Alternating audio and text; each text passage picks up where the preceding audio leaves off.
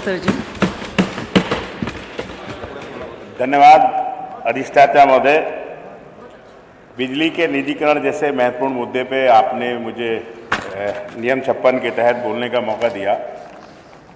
मैं अपने को भाई सचिन जी से और बहन मोना जी से संबद्ध करते हुए इतना कहना चाहता हूँ कि जिस तरह से ज़िंदगी के लिए हवा पानी ज़रूरी है, आज इस 21वीं सदी के अंदर हम लोगों को जो सबसे बड़ी मूलभूत सुविधा है वो है बिजली। अच्छे जीवन के लिए और हमारी ज़रूरतें पूरी करने के लिए अगर सबसे ज़्यादा इस टाइम ज़रूरी है तो वो बिजली है।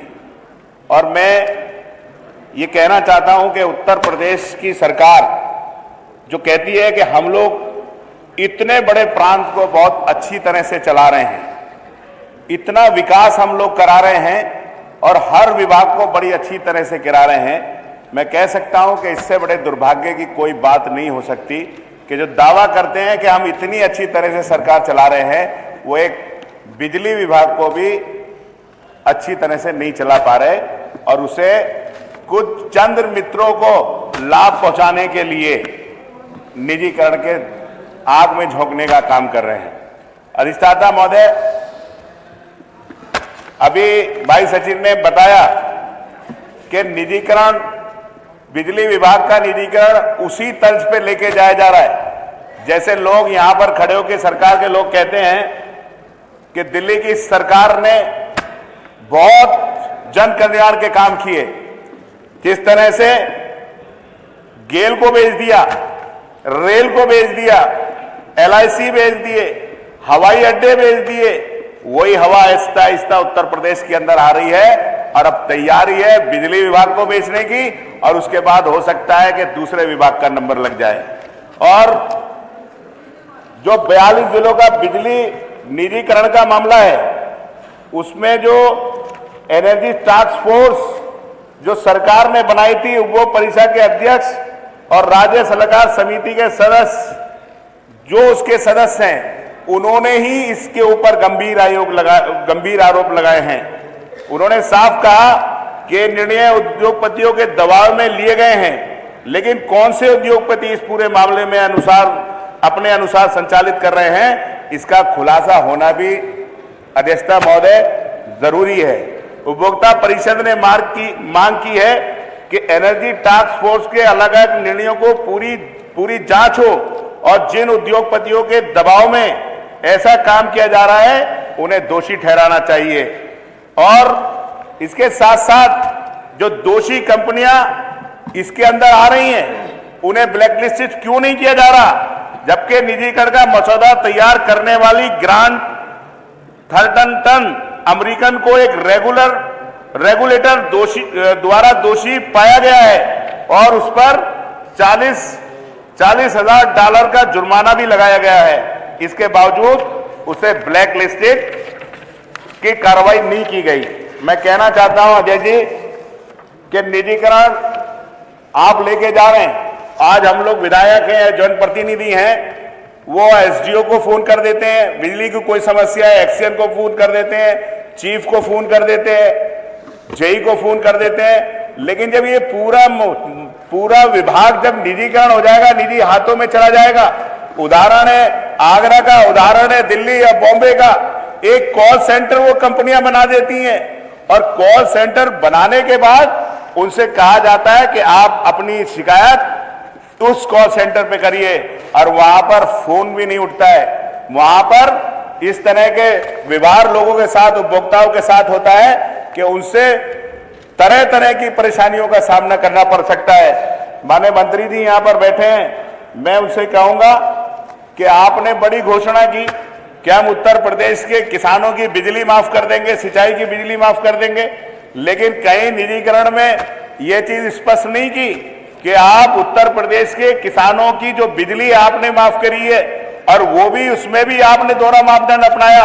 आपने बिजली तो माफ कर दी किसानों की, लेकिन आपने कहा कि पहले जितनी बकाया पुरानी है उस दिन से देंगे, जो करीब किसान आपकी सरकार की नीतियों की वजह से बर्बाद हो गया, जिसकी फसल की कीमत नहीं मिल रही, वो पुराना बिल कहां से चुकाएगा? आपने ये स्पष्ट नहीं किया अपने निजीकरण मसौदे के अंदर कि आप किसानों को बिजली वो निजी कंपनियां देंगी या नहीं देंगी। आपने बुनकरों के लिए जो फ्लैट रेट पे बिजली है, जो बैंडेज उद्योग हमारे विधानसभा काट में चलता है, उसके लिए जो फ्लैट रेट पे बिजली की मांग हो रही है, क्या आप बुनकरों को फ्लैट रेट पे बिजली देंगे नहीं निजीकरण के अंदर? ये भी आपने स्पष्ट नहीं किया। आज उत्तर प्रदेश के अंदर सबसे महंगी बिजली उत्तर प्रदेश के लोगों को मिल रही है। आप महंगी बिजली कंपनियों से खरीदते हैं, सस्ती बिजली खरीदते हैं, और कंपनियां सस्ती बिजली देने के बाद महंगी बिजली उपभोक्ताओं को मिलती है। तो आपने ये कहीं नहीं कहा अपने इस मसौदे के अंदर कि आप लोग उनके लिए, गरीब लोगों के लिए भी इस तरह का व्यवस्था करेंगे।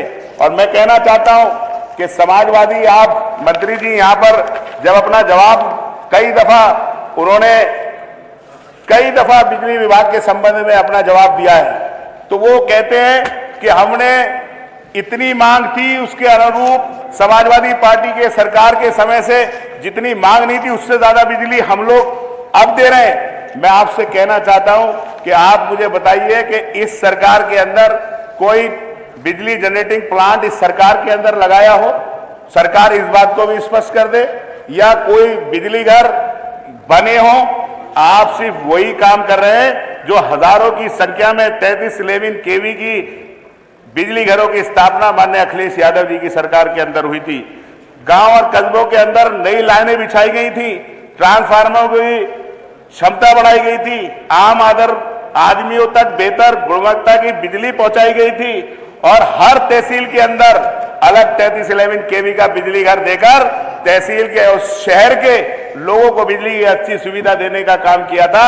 मैं आपसे सिर्फ इतना कहना चाहता हूं कि आप जो नगरीय क्षेत्र है, आप नगर विकास मंत्री भी हैं, नगर क्षेत्र के अंदर बहुत सारे लोग बेचारे ऐसे हैं जो गांवों से आते हैं और गांव से आने के बाद अपनी जमीन जायदाद बेचने के लिए, अपने बच्चे पढ़ाने के लिए, कोई उद्योग करने के लिए, व्यापार करने के लिए, नौकरी करने के लिए शहरों के अंदर आते हैं और वो जमीनें खरीदते हैं। मैं वो नहीं कह रहा हूं प्राइवेट कॉलोनाइजर, लेकिन गरीब आदमी जब जमीन खरीद कर अपना घर बनाता है, आज तक आप कहते हैं कि हमने हर घर को रोशनी देने का काम किया है, कनेक्शन देने का काम किया है। मेरे यहाँ पार्क बड़ा है, कहां थे? मेरी विधानसभा के अंदर ही परगन उत्तर प्रदेश के हजारों शहर ऐसे हैं जहां आज तक कनेक्शन जो लेते हैं गरीब आदमी, उन्हें 1.5 लाख, 2-2 लाख, 3-3 लाख रुपए उन लोगों को इसलिए देना पड़ता है कि उनको कनेक्शन के लिए एस्टीमेट जमा करना पड़ेगा। इतना बड़ा विभाग होने के बावजूद आज तक सरकार ये नहीं कर पाई कि आप लोग उनको सुविधा दे दें कि उन्हें सस्ते में कनेक्शन मिल जाए। दूसरी बात मैं ये कहना चाहता हूं कि आज इतनी लोगों के सामने हम लोग मांग कर रहे हैं लगातार, एक बड़े क्षेत्र के लिए जो बड़ी इंडस्ट्री वहां पर है, 3311 केवी के बिजली घर के लिए काट में 3311 बिजली का घर है, लेकिन आज तक उसका रास्ता नहीं है। अगर उसकी क्षमता वृद्धि करनी या कुछ करना है, वहां पर कोई आदमी जा नहीं सकता है। और दूसरा, जो 3311 केवी की 25-25 किलोमीटर लाइन है, वो लाइनें शहरों की बिजली 5-5 घंटे चली जाती है। मैं आपसे कहूंगा कि निजीकरण होने के बाद, जब आज आपके हाथ में विभाग होने के बाद ये समस्याएं हैं तो खत्म नहीं हुई, फिर क्या होगा? दूसरा, आप अपनी पीठ थपथपा रहे हैं कि हमने छूट दे दी बहुत लंबी, हमने छूट लोगों को दे दी। अभी आपके विभाग के अंदर छूट की बहुत प्रचार हो रहा है, हर एसडीओ हर विधायक से मिल रहा है, लेकिन अगर किसी गरीब आदमी ने छूट का, वो पैसे का अगर कोई पैसा जमा कर दिया थोड़ा इंस्टॉलमेंट, आपने उसकी छूट की क्षमता को खत्म कर दिया है। आपसे मैं अनुरोध करूंगा, जो लोग मर गए हैं, जिनके ऊपर बिल आ रहा है, उसके बारे में आपके मंत्रालय की तरफ से कोई दिशा निर्देश जारी होना चाहिए। और मैं ये कह सकता हूं, निजीकरण के बाद जो सरकार की साजिश है, वो दलितों का, पिछड़ों का आरक्षण खत्म करना चाहती है। जो अच्छे अधिकारी हैं उन्हें खत्म करना चाहती है। मैं अधिष्ठाता महोदय आपसे अनुरोध करूंगा कि इस महत्वपूर्ण विषय के ऊपर सदन को कार्रवाई रोक के चर्चा कराने का कष्ट करें। धन्यवाद। धन्यवाद। 2 मिनट के लिए माननीय फहीम माननीय अधिष्ठाता जी, आधा घंटा हो गया। नहीं 2 मिनट ऐसा है, हम तो इसलिए देख रहे थे कि इतने सीनियर लोग, यादव जी ने, मोना जी ने और कमाल साहब तो हर मामले में कमाल करते हैं। आपका तो कोई मुकाबला नहीं, आप तो हर क्षेत्र में आपने कमाल किया। जरा वो देख लीजिए, 2 मिनट लेते नहीं है। 2 बजे से माननीय मुख्यमंत्री जी को चर्चा पहले से तय है, या आप इसको फिर उसके बाद आप स्पष्टीकरण मांगेंगे। मैडम ये जो है, इसको जरा ये देखे, ग्राह्यता पे बोल रहे हैं, ऐसे बोल रहे हैं तो जैसे कोई बात बची नहीं। जितनी बातें इधर उधर की थी वो ज्यादा हुई। जी जी, ये काम की बात हुई 10% और 90% इधर उधर की बातें लगा दी। माननीय सदस्य, 1 मिनट बचा था तो 1 ही मिनट मिलेगा आपको।